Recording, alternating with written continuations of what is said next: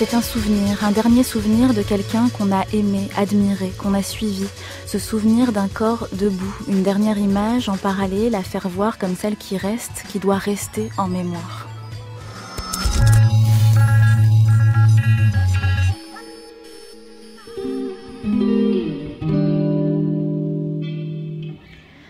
C'est une femme qui aurait pu tout faire de sa jeunesse et de son audace, avec ce corps fin qui semble pouvoir se poser partout, infiniment présent, debout au seuil d'une pièce, les bras croisés, une pose de modèle, d'actrice.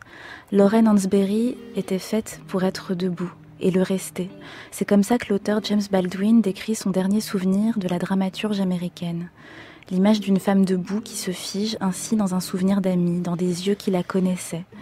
Un engagement de tout son être, de tout son corps, que Lauren Hansberry portait encore un an avant que la maladie ne l'emporte, à l'âge de 34 ans. Première dramaturge noire dont le travail a pu être représenté et vu à Broadway. Des mots qu'on peut entendre, un corps et un regard qu'on peut voir dans le film de Raoul Peck, I Am Not Your Negro, encore visible aujourd'hui sur le site Arte+7 avant de sortir la semaine prochaine dans quelques salles de cinéma. C'est une femme aux grands yeux noirs qui semble parler pour elle, qui semble rester debout quand son corps consent à s'asseoir. Des yeux transparents qui prennent tant de place sur ce visage, en donnent presque la forme à eux seuls.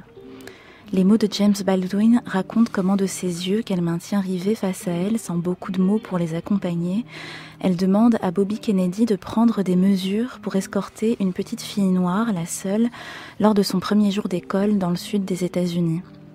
Petite fille photographiée, visage impassible, lunettes noires, devant une foule de visages contrits, hurlants, de bouches qui crachent, de regards noirs plissés de cris.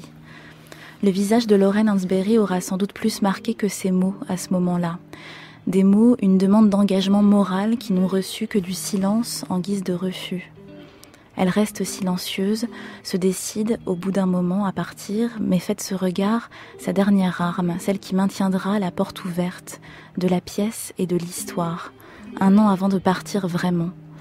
Elle était encore debout et c'est le dernier souvenir qu'a porté l'homme qui l'a accompagnée à ce moment-là, s'est engagé avec elle, celle d'une femme qui fixe, un corps qui se dresse, un visage qui se redresse, un regard qui suspend un moment, et puis un sourire. Je suis content que ce dernier sourire n'ait pas été pour moi, conclut mystérieusement l'auteur. Un moment d'histoire qui reste ici de l'ordre du souvenir intime, l'image d'une présence qui dépasse l'instant, car cet instant-là d'attente, de tension dans le corps et dans le regard n'a pas fini de se rejouer.